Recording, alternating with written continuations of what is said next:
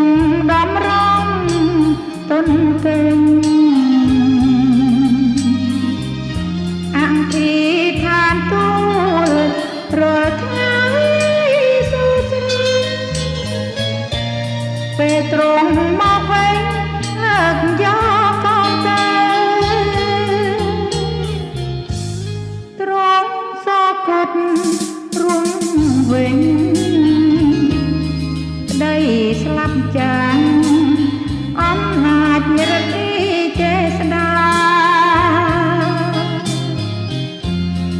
យាងទៅឯឋានសុគីបំទូលសន្យាថានឹងយាងមកវិញ